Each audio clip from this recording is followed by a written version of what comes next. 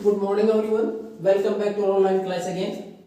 In the last class we have discussed about the situation of water supply in Chennai, and that time also we observed that there was a shortage of water supply. हमने चेन्नई का example देखा था कि पानी की supply की व्यवस्था कैसी है वहाँ, तो हमने अलग अलग एरियाज लोकेलिटीज देखी थी कि जहाँ कुछ इलाके जहाँ अपर सेक्शन ऑफ सोसाइटी है वहाँ शायद अवेलेबिलिटी ठीक है, उसके बाद बाकी जो लोअर सेक्शन ऑफ सोसाइटी या फिर जो स्लम्स झुग्गी झोपड़ियां हैं वहां पानी की अवेलेबिलिटी ज्यादा अच्छी नहीं है। और ये ऐसा नहीं है कि केवल चेन्नई की है, it is through out the country, पूरे देश में ऐसी कुछ व्यवस्था है। अब हम प्रयास करते हैं इन सर्च ऑफ अल्टरनेटिव्स की। अब अल्टरनेटिव क्या कुछ ढूंढे जाए, क्यों ढूंढे जाए? मैंने पहले बताया केवल चेन्नई की नहीं, प्रॉब्लम पूरे भारत की है। भारत के ज्यादातर एरियाज में समर के टाइम पर जब गर्मियों का समय होता है तो यही हालत होती है, हमारे पास अवेलेबिलिटी ऑफ वाटर प्रॉपर नहीं होती। उसके अनुसार हम देखें तो हमारे पास पानी की अवेलेबिलिटी जितनी रिक्वायरमेंट है उससे बहुत कम है।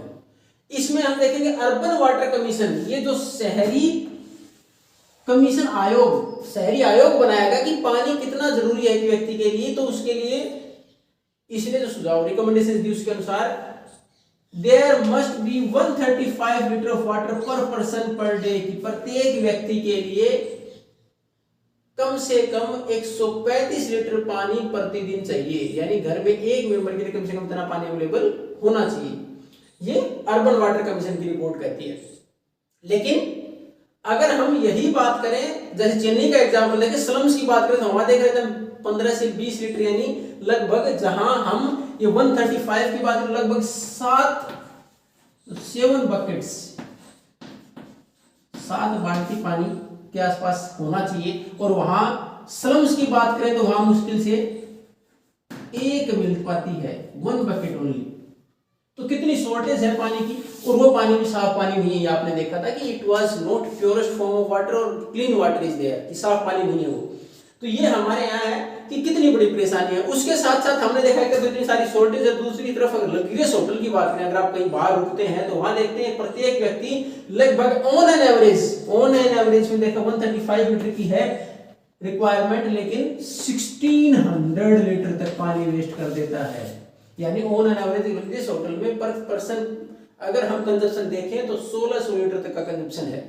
तो एक तरफ तो हमारे यहाँ स्लम्स में जहां 1 बकेट है 15 से 20 लीटर पानी, एक तरफ देखो 1600 लीटर, तो कितने, एक तरफ वेस्टेज बहुत ज्यादा है, एक तरफ अवेलेबल ही नहीं हो पा रहा है। तो ये हमारा कंडीशन है। फिर उसके बाद हम मानते हैं public facilities the responsibility of the government, की सरकार की जिम्मेवारी इसको प्रोवाइड कराना, और जो government is unable to fulfil this requirement, लेकिन सरकार इसको पूरा नहीं कर पा रही है। तो उसके बाद बहुत सारे लोग मानते हैं it has to be given to the private companies, कि ये क्यों ना प्राइवेट कंपनीज को दे दी जाए, कि water supply responsibility private companies को दे दी जाए। लेकिन अब उसके कुछ एग्जांपल देखें हम, कि अगर हम बात करें ज्यादातर देशों में it is the responsibility of the government, कि ज्यादातर देशों में अब भी वाटर सप्लाई की जो फैसिलिटीज है वो गवर्नमेंट के हाथ में ही है, ज्यादातर गवर्नमेंट ही रन कर रही है water supply. On the other hand some countries और some areas of the world are already have the universal access to the water, कि लगभग कुछ इलाके ऐसे भी हैं वर्ल्ड में जहां पानी आसानी से प्रत्येक व्यक्ति तक मिल भी रहा है। हालांकि ऐसे देशों की संख्या ज्यादा नहीं है, लेकिन है। उसके बाद अगर प्राइवेट कंपनीज को दे दें, तो आपके नेक्स्ट क्लास 9th में भी इसका एक एग्जांपल, 9th 10th में एक एग्जांपल आएगा, बोलिविया वाटर वॉर। तो उसमें एक देर का बोलिविया के अंदर एक प्राइवेट कंपनी को कॉन्ट्रैक्ट दे दिया गया वाटर सप्लाई का। Private companies always work for the profit, private company तो प्रॉफिट के लिए काम करेंगी। उन्होंने रेट इतने ज्यादा बढ़ा दिए उसके, most of the sector of the society was unable to bear that cost. तो ज्यादातर समाज में वो लोग जो गरीब लोग थे अफोर्ड नहीं कर सकते थे उसको, and there was a conflict, विवाद हुआ। Ultimately the government has to take the charge, फिर वापस गवर्नमेंट को ही चार्ज देना पड़ा वाटर सप्लाई के लिए। तो ये हम प्राइवेट को भी नहीं दे सकते, प्राइवेट को अगर देंगे तो चार्ज ज्यादा करेंगे, जो कि हमारे यहाँ कुछ लोग ऐसे अफोर्ड नहीं कर पाएंगे, तो उनको पानी मिलेगा ही नहीं। तो इसलिए हम प्राइवेट को भी नहीं दे सकते। अब हम भारत की अगर बात करें तो भारत में भी बहुत सारे इलाके ऐसे हैं जहां की पानी की अवेलेबिलिटी अच्छी है, स्थितियां सुधरी हैं। जैसे मुंबई के एग्जांपल देखें तो they collect a good revenue, by supplying water, पानी जो सप्लाई कर रहे हैं उसे टैक्स दे रहे हैं, उसके द्वारा प्रॉब्लम है वो सोल्व हो रही है, उसके द्वारा वापस सप्लाई की जा रही है, यानी कि रेवेन्यू ले पा रहे हैं। हैदराबाद में भी इसको एक्सपेंड किया गया फैसिलिटीज को और रेवेन्यू कलेक्शन बढ़ी है। अब बात करें चेन्नई की, जिसका कि हमने एग्जांपल पहले पढ़ा था, तो चेन्नई में वाटर हार्वेस्टिंग सिस्टम को अडॉप्ट किया गया है to increase the ground water level की, ताकि ग्राउंड वाटर लेवल है पानी का वो भी बढ़े और ट्यूबवेल से पानी आसानी से सप्लाई किया जा सके।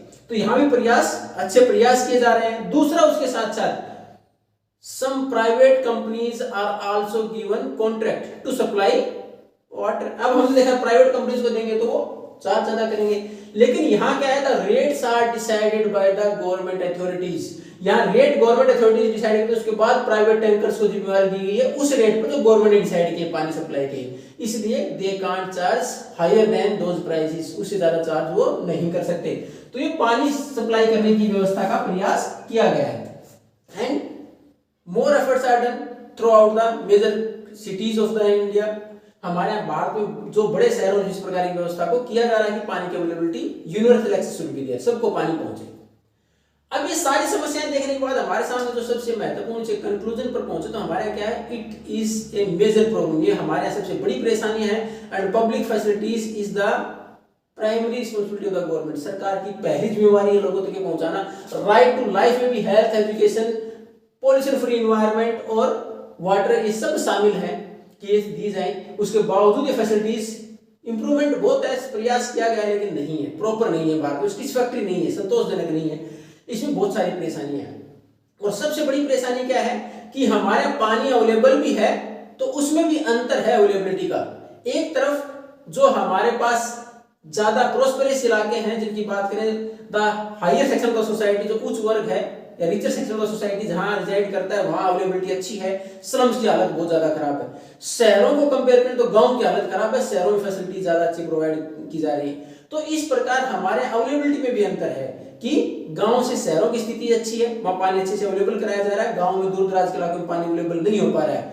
शहरों के अंदर भी फिर कंपेरिजन करें तो जो रिचर सेक्शन ऑफ सोसाइटी उसको पानी अवेलेबल है, लेकिन जो स्लम्स वगैरह वहां पानी की अवेलेबिलिटी अच्छी नहीं है।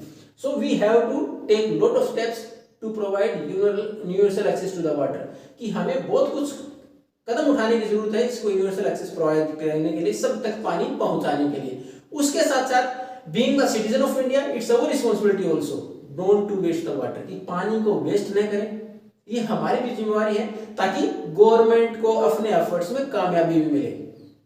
तो ये था हमारा पब्लिक फैसिलिटीज की कौन जिम्मेवार है, ज्यादातर गवर्नमेंट के द्वारा प्रोवाइड की जाती है वो फैसिलिटी जो सबके लिए जरूरी है, और उसमें हमें भी कोऑपरेट करना चाहिए। We have explained all these things through an example of water supply. If you in doubt, then you can ask. Thank you and have a nice day.